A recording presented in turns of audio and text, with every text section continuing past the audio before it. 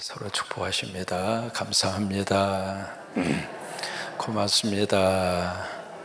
사랑합니다. 행복합니다. 오늘이 78년 전에 있었던 8.15 무슨 날이죠? 광복절입니다. 광복이라고 하는 단어의 뜻은 바로 빛을 다시 찾았다 그거죠. 여러분, 우리 한국 땅에 빛이 있었어요, 없었어요? 빛이 있었죠. 5,000년의 역사 속에 이 땅에 주권이 있었어요, 없었어요? 있었어요. 여러분, 중국이 계속 우리나라를 삼키려고요, 얼마나 많은 노력을 기울이고 얼마나 많이 호시탐탐 그렇게 노렸는지 모릅니다. 그런데 결국 중국이 우리나라를 어떻게 할 수가 없었어요. 대한민국 이 백성들의 마음속에 이 DNA 속에 보통 DNA가 있는 게 아닙니다. 한번 물면은요, 진돗개처럼 끝까지 물고 늘어지는 거예요. 그래서 중국이 이제 돌았다가 또다시 물러나고 돌았다가 또다시 물러나고, 그 나라가 바로 여기 조선 땅이었습니다. 근데 어쨌든 이 나라를 내부적으로도 그리고 국제적으로도 여러 가지 많은 것들이 얽히고 설켜서 일본에 의해서 우리나라가 주권을 상실하게 됐는데, 그 주권을 다시 다시 회복했다 이 말이에요. 근데 여러분, 이 광복은요, 세 가지의 의미가 있습니다. 첫째로 오늘날 갑자기 주어진 겁니다. 이게 광복이었어요. 그 당시 이 땅에 살고 있었던 2천만, 그때 이제 국민이 한 2천만 명 정도 됐으니까 2천만의 조선 땅에 살고 있었던 국민들 그 누구도 이 독립과 광복을 기대하고 그것을 생각한 사람이 하나도 없었어요. 어느 날 갑자기 주어진 겁니다, 이 광복 이 자체가. 그래서 이제 광복을 어떻게 해석하는가? 이것은 하나님의 선물이다. 이게 이제 어느 날 갑자기 하나님께서 이 국제적인 정서를 확 바꾼 거잖아요. 아시아 적을 먹은 이 일본이 어떤 꿈을 꾸었느냐면 제국의 꿈을 꾸어요. 그래서 우리가 일본 제국 그러잖아요. 역사 속에서 제국이라고 하는 말을 붙인 나라가 흔하지 않습니다. 근데 이제 제국의 꿈을 꾸고 아시아를 다 먹었습니다. 필리핀까지 먹었으니까는요. 그때 일본이 이것을 딱 먹은 다음에, 그 다음에 일본 사람들이 무슨 생각을 하느냐면 이 태평양 지역에 미국이 개입해 들어오는 것을 두려워한 겁니다. 그래서 일본이 태평양 건너 아시아 지역에 영향을 미치지 않도록 일본과 이 미국이 한번 붙어요. 그래서 유명한 그 하와이 준주만 사건이 그래서 일어나게 된 거 아닙니까? 그래서 이제 그 마음으로 일본을 딱 붙었는데, 일본 사람들 입장으로서는 미국, 그가지 거 아시아도 먹었는데 뭐 그렇게 이제 오판을 한 거죠. 여러분, 그 오판하게 된 생각도 하나님이 하신 거예요. 그러니까 사람이 마음으로 계획을 하더라도 그 계획과 가는 길을 누가 인도해요? 하나님이 인도하시잖아요. 역사도 그러고 국제정세도 마찬가지입니다. 그래서 일본과 미국이 한판 붙으면서 거기서 일본이 철저하게 미국에 져요. 진 다음에 어부지리로 이 땅에 주어진 게 광복이에요. 그러니까 세계의 역사의 판도를 하나님께서 다 그런 모습으로 이끌어 가셔서 우리 땅에 광복을 주셨는데, 세 번째로 이 광복절을 맞이하면서 꼭 기억을 해야 합니다. 그러면 어느 날 갑자기 하나님의 선물로 주어졌으니까 그때 살고 있었던 조선의 민족과 국민들은 아무것도 안 했는가? 그건 아니에요. 마치 감나무 밑에서 입 벌리고 있었던 건 아니에요. 뭘 했는가? 만주를 중심으로, 하와이를 중심으로, 샌프란시스코를 중심으로 계속 독립운동이 계속 일어났습니다. 국제적으로 가만히 있었던 거 아니에요. 그래서 나름대로 할 일을 다 했습니다. 특히 여러분, 도산 안창훈 선생님이, 제가 살았던 그 지역에서 약간 떨어진 리버사이드라고 하는 동네가 있거든요. 거기서 오렌지 밭에서 오렌지 수확을 하고, 그리고 미국 사람들의 집에 가서 허드렛 일을 하고, 그렇게 하면서 독립운동을 한 거예요. 또 하나, 이 땅에 있었던 우리 예수 믿는 사람들은 뭐 했는가? 새벽마다 깨어서 하나님 붙잡고 기도하고. 왜? 그밖에 할 게 없으니까. 그래서 우리나라는요, 이 새벽의 영성이 이 민족의 등불이 된 겁니다. 칠흑 같은 어두움의 역사 속에서 거기에 희망의 촛불을 켠 곳이 교회였습니다. 그래서 쓸만한 사람들이 교회로 몰려드는 거예요. 젊은이들도 그러고, 미래를 걱정하는 사람도 그러고, 특히 애국하는 사람들도 그러고. 왜 그러는가? 교회는 달랐어요. 교회는 세상과 달랐어요. 그 교회는 나라를 사랑했고, 예수 믿는 사람들은 나라를 가슴으로 품고 위해서 눈물을 쏟을 줄 아는 사람들이었고, 그래서 이 머리가 있고 깨어있는 사람들이 교회를 통해서 희망을 본 겁니다. 그래서 교회 속으로 몰려오게 된 거예요. 지식인들이, 젊은이들이. 그래서 막 교회에 모여서 하나님 앞에, 새벽에 하나님 앞에 부르짖으면서 울면서 부르짖고, 그때 교인들이 가장 많이 불렀던 찬송이 있습니다. 여러분, 무슨 찬송을 많이 불렀을 것 같아요? 주님 고대갑니다. 주님 고대가. 여기를 봐도 저기를 봐도 희망을 찾을 데가 없었거든요. 그러니까 그런 속에서 눈 뜨면 일본 사람들에 의해서 압제를 당하고, 지난주 말씀드린 것처럼 1년 내내 쭉 농사를 지으면 공출로 다 가져가고, 2차 대전 말에 집에 있었던 쇠붙이라고 하는 쇠붙이는 전부 다 싹쓸이해서 다 끌어가 버리고, 그런 속에서 사람이 산다는 게 얼마나 고달프고 힘들어요. 그러니까 이 땅의 삶이 너무 고달프니까 그분들이 눈만 뜨면 하나님 앞에서 불렀던 찬송, 주님 고대가 서쪽 하늘 붉은 하늘, 주님 언제 오시냐 이 말이에요. 바로 그런 것들이 이렇게 하나님의 거룩한 역사와 능력으로 하나님의 마음을 움직이셔서 역사를 하나님이 주관하심으로 이 땅에 광복의 축복을 어느 날 갑자기 마치 하늘에서 뚝 떨어진 하나님의 선물처럼, 오늘 우리가 이 새벽에 꼭 기도해야 할 제목이 있습니다. 뭐냐면 남북한의 통일입니다.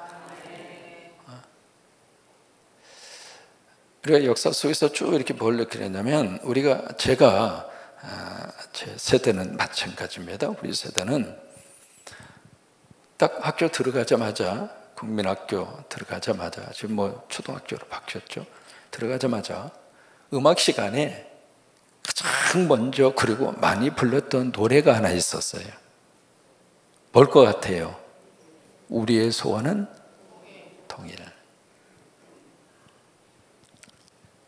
그 노래가 어느 날 갑자기 이 땅의 아이들과 학생들 머리에서 사라졌습니다. 지금 말이죠, 젊은이들을 대상으로 통일을 원하는가? 통일을 해야 된다고 생각하는가? 오늘 여기 있는 우리 젊은 친구들에게도 물어봐도요, 통일에 대한 긴박함과 통일에 대한 그 필요성을 우리 세대처럼 별로 안 갖습니다. 근데 여러분 보세요. 우리나라가 계속해서 이런 상태로 계속 간다고 생각해 보세요. 이 긴장, 그리고 이 엄청난 국방비, 이 엄청난 소모전, 이런 상태 속에서 우리 자자손손 계속 이 상태로 간다고 생각해 보세요. 그래서 우리가 절박한 마음으로 하나님 앞에 기도하는 거예요. 진정한 광복은 통일이 되어야 광복이라 이 말이에요. 그래서 대천덕이라고 하는 신부 아마 들어보셨을 거예요. 강원도에서 수도원 운동을 하셨던 대천덕 신부님이 그 이야기 하세요. 한국 땅 성도들의 통일에 대한 기도에 눈물의 양이 채워졌을 때 하나님은 움직이실 것이다. 그래서 우리가 이 광복절에 그런 은혜가 함께 할 수 있게 되기를 주의 이름으로 축원합니다. 예수님이 제자들과 함께 어디로 올라가셨느냐면, 기도하기 위해서 어디로 올라가셨죠? 겟세마네 동산, 전체 산으로 말하면 감람산입니다. 여러분 질문 한번 해볼까요? 그 겟세마네 동산 기도 현장에 가룟 유다가 있었을까요? 없었을까요? 한번 생각해 보세요.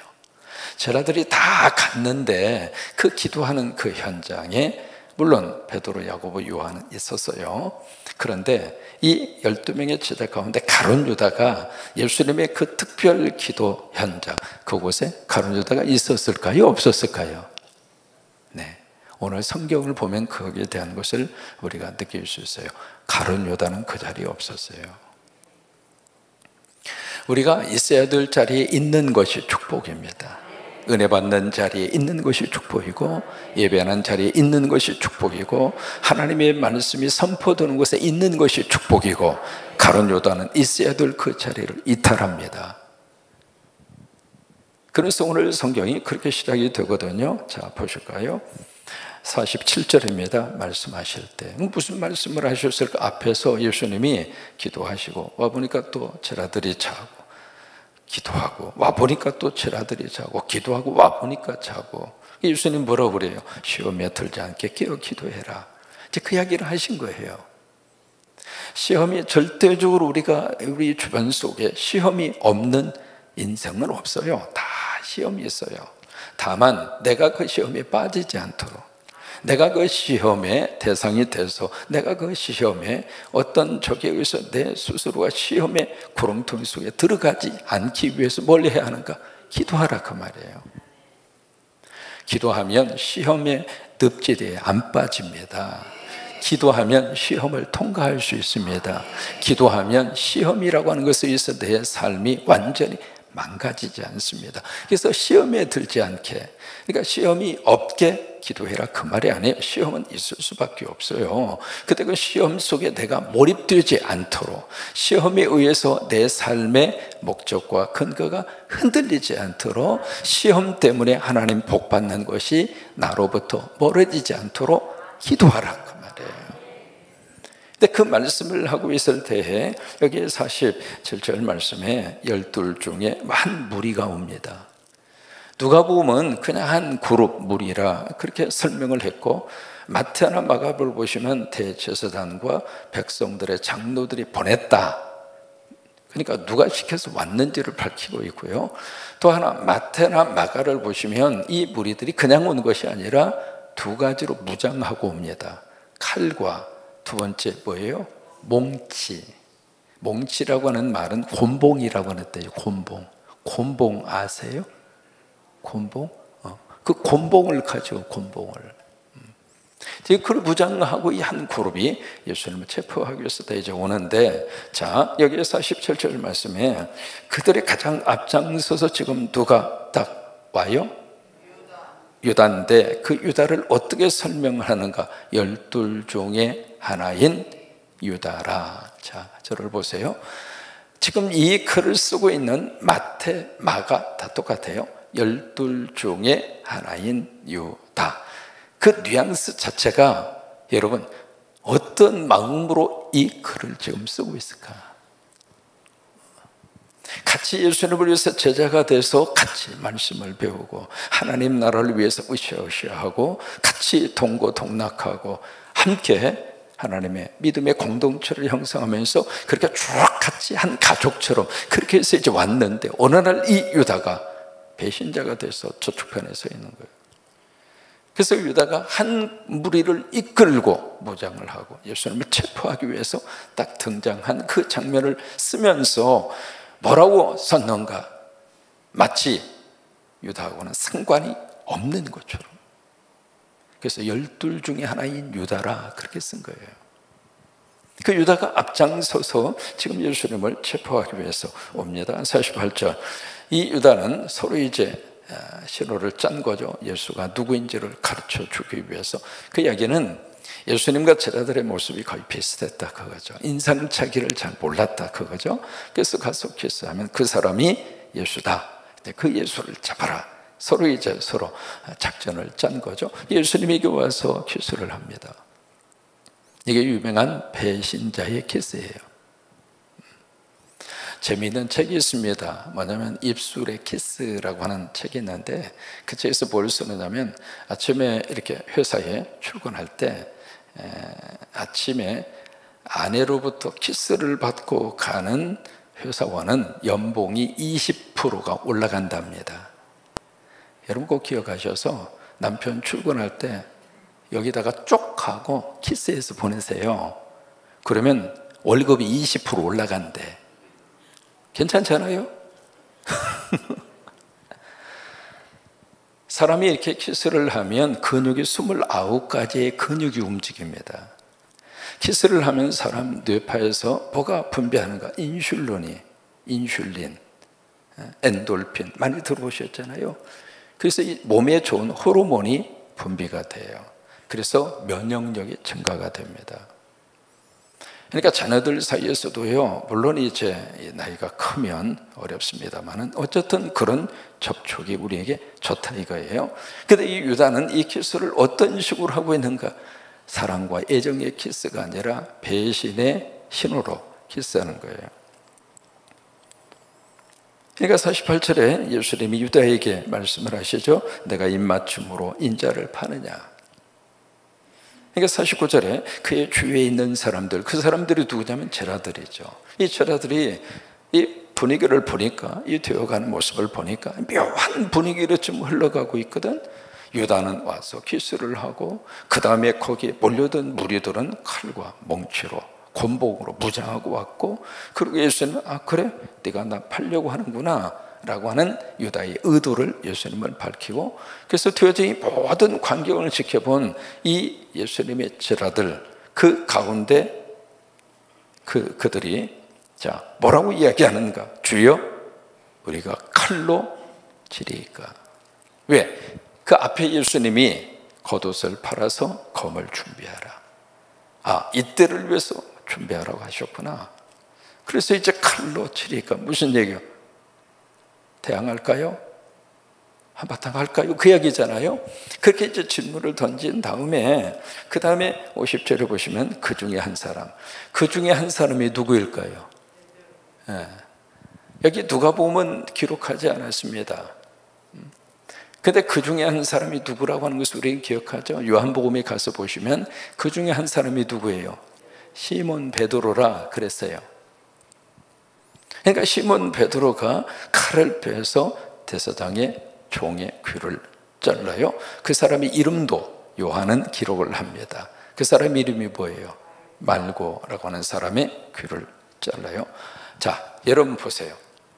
우리 같으면 누구를 쳐야 맞아요?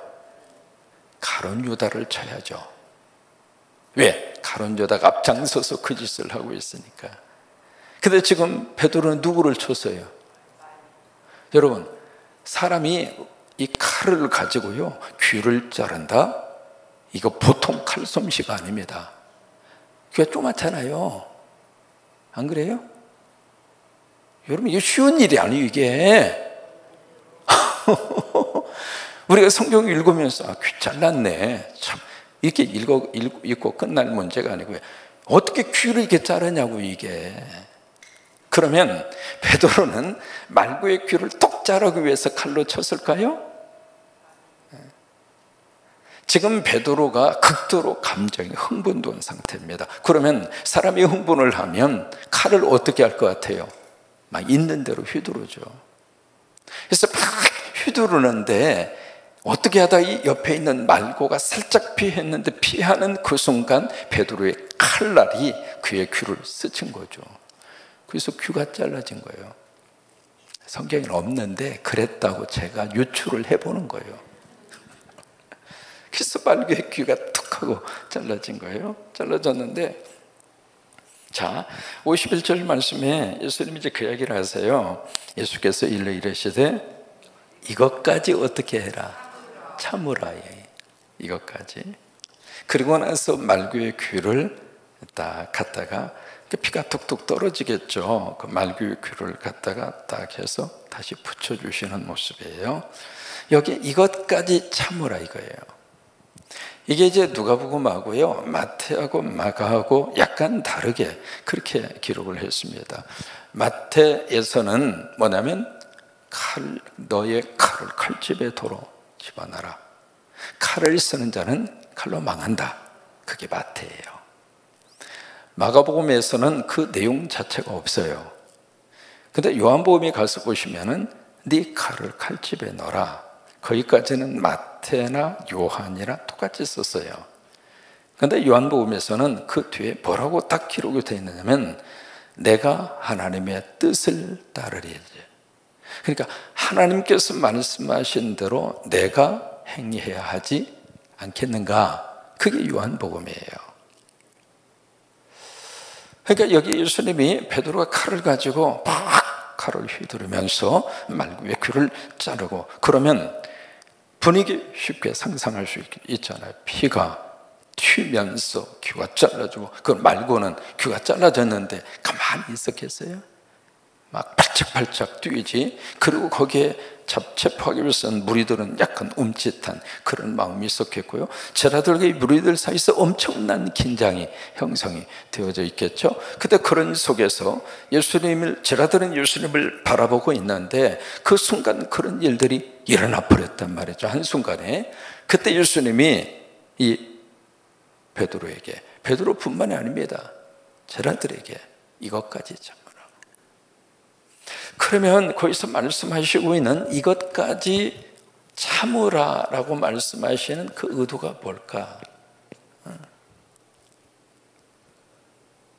내가 살면서 참 억울한 일을 당하셨어요. 누가 보아도 분통 터질 정도로 그런 억울한 일. 아니 잘못은 자기가 다 해놓고 모든 저기는 다 이쪽으로 덮어 씌우려고 하고. 여러분 그런 억울한 일이 있어요 없어요? 있잖아요. 지금 이 땅에서도 그런 억울한 일들이 지금 자행이 되고 있잖아요. 어제 도지사의 기자회견을 처음부터 끝까지 열심히 기도하는 마음으로 들었어요. 제가 뭘 느꼈느냐면 저 양반 속에 할 말이 많구나. 우리가 지금 보도되고 있는 몇 가지 내용 그게 전부 다가 아니거든요. 그러면 모든 힘을 가지고 있고 모든 예산을 집행할 수 있고 모든 권한을 가지고 있는 사람들은 과연 제대로 했는가? 근데 이걸 가지고 그냥 무슨 새만금 전라북도가 무슨 의붓자식입니까? 전라북도 도민들은 무슨 천덕꾸러기입니까? 1, 2년도 아니고 수십 년 동안 새만금 울고 먹고 뭐 이렇게 하나 하자고 그러면은 막 억지로 그냥 무슨 적선 베푸는 것처럼 이게 지금 우리가 보고 있는 현실 아니에요? 안 그래요? 제가 성도를 가서 보고요 너무 깜짝 놀란 거예요. 거기도 이제 갯벌 저기에서 송도라고 하는 신도시가 개발이 되지 않았어요. 송도하고 새만금하고 국책사업이에요. 왜 눈에 띄게 어디는 국가적인 국책사업으로 그렇게 예산을 투입을 해서 그리고 계획에 따라서 그렇게 착착착착 진행을 하고 왜 이쪽은 입으로는 별말을 다 하고 그러면서 왜 이쪽 국책사업은 아니 무슨 놈의 잼버리하고 새만금 SOC하고 무슨 관계가 있어요? 어쨌든 간에 어떤 그런 이렇게 말도 안 되는 그런 저기를 딱 우리가 만났을 때 그건 참으라 그 말인가? 그래요?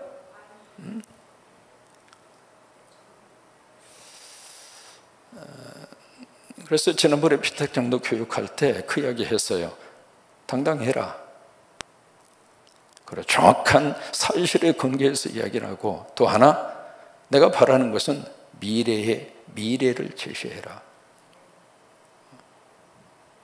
이게 지금 혼란스러운 것 중에 하나가요 사실을 사실대로 인정도 안 하는 분위기고 또 하나 그게 인정이 돼야 미래에 대한 꿈을 제시할 수 있어요. 그렇잖아요. 그러니까 여기 제자들에게 예수님이 야 이거 참아. 아무리 억울해도 아무리 분통 터지는 일이 있어도 둔 곡 않고 그냥 참어. 그 의도에서 예수님이 말씀하셨을까? 그건 아니에요. 우리가 성경 읽으면서요 성경이 그 말씀을 특별한 상황에서 주신 그 말씀을 일반화시키지 마세요. 마치 이 말씀을 가지고 와서 막 지금 도저히 참을 수 없는 그 사건과 일을 딱 만났는데 성경에 참으라고 그랬잖아. 참어, 그냥 참어. 아니에요. 예수님은 제자들에게 뭘 말씀을 하시려는가? 지금 그 상황이에요. 지금 예수님이 체포가 되잖아요.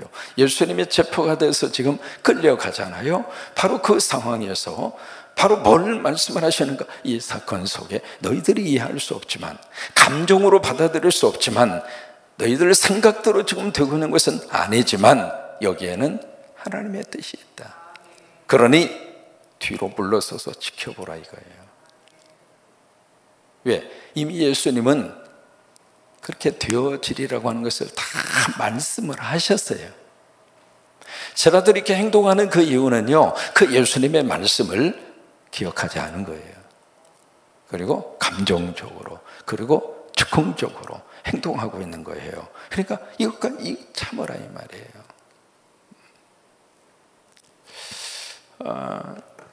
우리 가정에서도 그러고요, 자녀들의 관계 속에서도 이 말씀을 한번 깊이 생각할 필요가 있습니다. 우리가 때로는 이렇게 하나님의 말씀을 딱 붙잡고 우리가 기도하는 이유가 그거거든요. 하나님, 우리 자녀들의 미래 하나님의 손에 맡기겠습니다. 하나님께서 역사하여 주시옵소서. 이렇게 기도를 하는데 그 다음에 우리가 베드로하고 똑같아요. 그 자식이 내 생각과 내 감정도 움직이지 않으면 뭐냐면 자녀의 귀를 자르는 거나 마찬가지요. 그렇게 하지 말고 이것까지 참으라 그거예요. 조금 더 지켜보라, 조금 더 기도하면서 인내해 보자 그거예요. 왜? 맡겼으면 하나님이 어떻게 역사하는지 조금 참고 기다려 봐야지. 우리 신앙생활도 마찬가지거든요. 우리가 기도로 뿌리고 구하라, 찾아라, 두드리라 열심히 구했어요. 그러면 구하면 주신다고 그랬으니까 주실 때까지 좀 참고 기다려 보자 그거예요. 내가 열심히 찾았는데 그 찾는 것이 찾아질 때까지 좀 참자 그거예요. 문을 두드렸는데 두드린 그 문이 활짝 열릴 때까지 좀 참자 그거예요. 왜? 하나님께서는 말씀하신 대로 하실 거니까. 아멘입니까? 이것까지 참자. 오늘 하루 여러분 삶 속에 그런 축복이 넘치기를 주의 이름으로 축원합니다.